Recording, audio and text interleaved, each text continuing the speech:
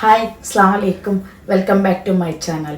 എന്നും വിചാരിക്കും നല്ല രീതിയിലൊരു വീഡിയോ എടുക്കണം, പക്ഷെ പറ്റാറില്ല. കാരണം എന്താ പറഞ്ഞാൽ ഒന്നാം വീട്ടിൽ ആരെങ്കിലും ഉണ്ടാവും, അവർ മുമ്പിൽ സംസാരിക്കുമ്പോൾ അവർക്കൊരു ഇറിറ്റേഷൻ, പിന്നെ എന്താ പറയുക, ഒന്നാ കുട്ടി എനിക്കോ ഇല്ല കുട്ടി കരയും, അങ്ങനെ ഓരോരോ കാര്യങ്ങൾ. ഇന്നാകുമ്പോൾ ഞാനും കുട്ടികൾ മാത്രമേ ഉള്ളൂ. ഹസ്ബൻഡ് ഡ്യൂട്ടി കഴിഞ്ഞ് വരണാവണുള്ളൂ. പിന്നെ ഉമ്മ ഒപ്പം പുറത്ത് പോയിക്കണം. അപ്പോൾ ഏതായാലും ഞാൻ ഫ്രീ ആണ്, കുട്ടി ഉറങ്ങുവാണ്. അപ്പോൾ ഇന്ന് ഒരു റെസിപ്പി എന്തായാലും ഉണ്ടാക്കാനുണ്ട്. അതായത് നെയ് പത്തൽ എന്നാണ് പറയുന്നത്. ഞങ്ങൾ നാട്ടിൽ നെയ് പത്തർ എന്ന് പറയും മാംഗ്ലൂരിൽ. എൻ്റെ ഹസ്ബൻഡിൻ്റെ നാട്ടിൽ ഈ സംഭവം ഉണ്ടാക്കാറില്ല. മലപ്പുറത്ത് ഉണ്ടാക്കണ്ടോ എന്ന് എനിക്കറിയില്ല. എൻ്റെ ഹസ്ബൻഡ് വീട്ടിൽ ഉണ്ടാക്കാറില്ല. അവർക്ക് അതിനെ പറ്റി ഒരു ഐഡിയ ഇല്ല. അപ്പം ഞാൻ ഉണ്ടാക്കിയാൽ അവർക്ക് ഇഷ്ടമാണ്, കുഴപ്പമൊന്നുമില്ല. അപ്പോൾ അത് ഞാനിന്ന് എടുത്തത് പച്ചരിയാണിത്. പച്ചരി ഞാനിത് 1.5 കപ്പ് എടുത്തിട്ടുണ്ട്. ഇത് ഞാൻ കുതിർത്തി വെച്ചതാണ്. പിന്നെ എടുത്തത് തേങ്ങയും സവാളയും പിന്നെ പെരിഞ്ജീരകം 1 സ്പൂണൊക്കെ ഉണ്ട്, 1.5 സ്പൂണൊക്കെ ഉണ്ട്. അപ്പോൾ ഇതൊക്കെ കൂട്ടി ഒന്ന് നല്ലോണം മിക്സിയിൽ അരച്ചെടുക്കണം. നല്ലോണം അല്ല, തരിതയായി വേണം അരച്ചെടുക്കാൻ. അങ്ങനെ അരയൊക്കെ ഞങ്ങൾ അരച്ചെടുത്തിട്ടുണ്ട്. ഇനി ഇതിലേക്ക് ഞങ്ങൾക്ക് പത്തിരി പൊടിയും കൂടി ചേർക്കണം. അതായത് പച്ചരി വെച്ച് അരച്ചിട്ടുണ്ടെങ്കിൽ ഞങ്ങൾക്കിതിലേക്ക് പത്തിരി പൊടിയാണ് ചേർക്കേണ്ടത്. അതായത് പച്ചരി പൊടിയല്ല, പാക്കറ്റ് കിട്ടുന്ന പത്തിരിപ്പൊടി. അതായത് ഞങ്ങൾ റേഷനറിയും പച്ചരിയും കൂടിയുള്ള മിക്സാണ് പത്തിരി പൊടി, അതാണ് ചേർക്കേണ്ടത്. നമ്മൾ റേഷനറി വെച്ചിട്ട് ഇതുണ്ടാക്കിയാൽ റേഷനറി വെച്ചിട്ട് ഉണ്ടാക്കാൻ പറ്റും. അപ്പോൾ റേഷനറി വെച്ചിട്ട് ഉണ്ടാക്കുകയാണെങ്കിൽ നമുക്കിതിലേക്ക് പച്ചരിയാണ് ഇപ്പോൾ ചേർത്ത് കൊടുക്കേണ്ടത്. കാണിച്ചു തരാൻ വരും. അതായത് ഞാനിപ്പോൾ അരച്ചത് പച്ചരിയാണ്. നമ്മൾ സാധാ ദോശ ഉണ്ടാക്കുന്ന പച്ചരി വെച്ചിട്ടാണ് അരച്ചത്. അപ്പം ഞാനിതിലേക്ക് പത്തിരി പൊടിയാണ് ചേർത്ത് കൊടുക്കുന്നത് മിക്സിലേക്ക്. അത് വെള്ളം പോലെ വേണം അരിക്കാൻ, കുറേ കട്ടിയായിട്ട് അരിക്കാൻ പാടില്ല. അതിന് പകരം ഞങ്ങൾ പുഴുങ്ങലരിയില്ല, അതായത് ചോറ് ഉണ്ടാക്കുന്ന അരികളും വെച്ചിട്ട് ഉണ്ടാക്കാറുണ്ട്, അതായത് അരച്ചെടുക്കാറുണ്ട്. അങ്ങനെയാണെങ്കിൽ പച്ചരി ചേർത്ത് കൊടുത്താൽ മതി.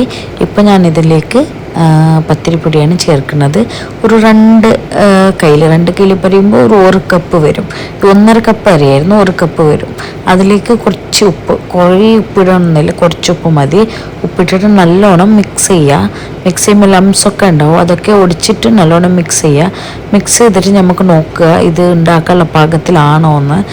ഇല്ലാന്നുണ്ടെങ്കിൽ കുറച്ചും കൂടി പൊടി ഒറ്റയടിക്ക് പൊടി ചേർത്ത് കൊടുക്കരുത്. കാരണം അത് കട്ടിയായാൽ നമുക്ക് എന്താ പറയുക, എണ്ണ കുടിക്കും. ഉണ്ടാക്കുമ്പോഴത്തേക്ക് പ്രസ് ചെയ്ത് ഉണ്ടാക്കുമ്പോൾ എണ്ണ കുടിക്കും.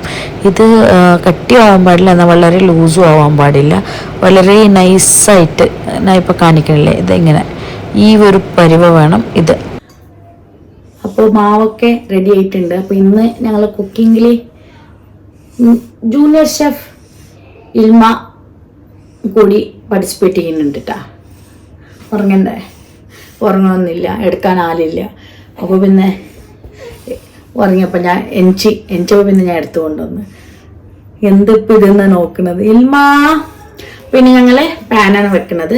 ഞാൻ ഈ ചെറിയൊരു ഇത്ര ചേർത്തുള്ളൂ, കടായാണ് വെക്കുന്നത്. ഐ മീൻ ചീനച്ചട്ടി എന്നല്ല പറയും, ചീനച്ചട്ടി. ഇതിനെൻ്റെ നല്ല മയങ്ങിയൊരു ചീനച്ചട്ടിയാണ്. അടിക്കൊന്നും പിടിക്കൂല. ഇങ്ങനെയല്ല, ഏതാ നിങ്ങൾക്ക് ഉറപ്പുള്ളത് അടിക്ക് പിടിക്കൂല എന്ന് അത് വെച്ചാൽ മതി, നോൺ സ്റ്റിക്ക് വെച്ചാലും മതി കേട്ടോ. എന്നിട്ട് ഞാനിത് കോക്കനട്ട് ഓയിലാണ് ഉണ്ടാക്കുന്നത്. നിങ്ങൾ സൺഫ്ലവർ ഓയിൽ ഉണ്ടാക്കിയാലും മതി. എൻ്റെ അടുത്ത് കോക്കനട്ട് ഓയിൽ ഇഷ്ടം പോലെ ഉണ്ട്, അത് വെച്ചിട്ടാണ് ഞാൻ കോക്കനട്ട് ഓയിൽ ഉണ്ടാക്കുക. ഓക്കെ, എന്നിട്ട് നല്ല തിളക്കണം, എന്നിട്ടാണ് നമ്മൾ ചെയ്യുന്നത് ഉണ്ടാവാൻ. എന്നിട്ട് ഞങ്ങൾ പരത്തിയെടുക്കണം. ഇതിപ്പോൾ ഞാൻ എന്താ പറയുക, വീഡിയോ ഓണാക്കാതാണ് ഒന്ന് പരത്തിയത്. അപ്പോൾ ഞാൻ പരത്തി കാണിക്കാം. ഇത് നമുക്ക് പത്തിരി പ്രസ് വെച്ച് പരത്തിയാലും മതി, ഒരു പ്രശ്നമില്ല. പക്ഷെ ഞാൻ പത്തിരി പ്രസ് വെക്കണില്ല, എൻ്റെ മാവ് നല്ല സോഫ്റ്റാണ്. അപ്പോൾ ഒന്ന് കയ്യിൽ എണ്ണയോ വെള്ളമോ തടവിട്ട് ജസ്റ്റ് ഇങ്ങനെ റൗണ്ടാക്കിയിട്ട്, റൗണ്ട് തന്നെ പെർഫെക്റ്റായി വേണമെന്നില്ല, ചെറിയൊരു ഓവൽ ഷേപ്പ് ആയാലും മതി. അപ്പോൾ പെട്ടെന്ന് നമുക്ക് പൊങ്ങി വരും. റൗണ്ടൊക്കെ ആകുമ്പോൾ പൊങ്ങി വരാൻ കുറച്ചൊരു മിഡിലിൽ കലിക്കും. എണ്ണ ഇങ്ങനെ അടിച്ചു കൊടുക്കണം. ഓവൽ ഷേപ്പാണെങ്കിൽ ആ പ്രശ്നമില്ല, അതിങ്ങനെ വരും. പിന്നെ ഏതും ഉണ്ടാക്കി പെർഫെക്ഷൻ ആവാനാണ് ഏത് പണിയും അങ്ങനെയാണ്. ഞങ്ങൾ പഠിച്ചാണ് പെർഫെക്റ്റ് ആവല്. 1-2 പ്രാവശ്യം ഉണ്ടാക്കുമ്പോൾ അങ്ങനെ ഞങ്ങൾ പഠിക്കും, അത്ര തന്നെയാണ്. ഒരുപാട് പേടിക്കണം എന്നൊന്നുമില്ല. പക്ഷെ ഉണ്ടാക്കി നോക്കും, ഭയങ്കര ടേസ്റ്റാണ്. എണ്ണൊന്നും കുടിക്കൂല, ഭയങ്കര രസമാണിത്. അപ്പോൾ നമ്മൾ എണ്ണ നല്ലോണം തളിച്ച് മരുന്ന എണ്ണ ആവണം.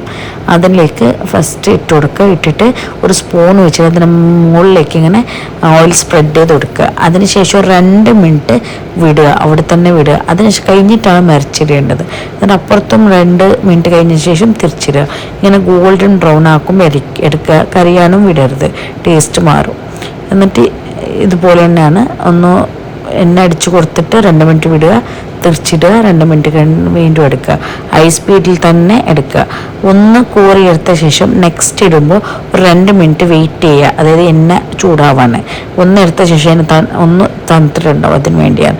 അങ്ങനെ ചെറിയ ചെറിയ കാര്യങ്ങൾ ശ്രദ്ധിച്ച് ഇതുപോലെ നല്ല പൊങ്ങി വന്ന ഫ്ലഫിയായ നെയ്പത്തർ കിട്ടും. ഈ നെയ്പത്തർ പറയും. ഇത് എവിടെയും നെയ്യ് ആഡ് ചെയ്യുന്നില്ല.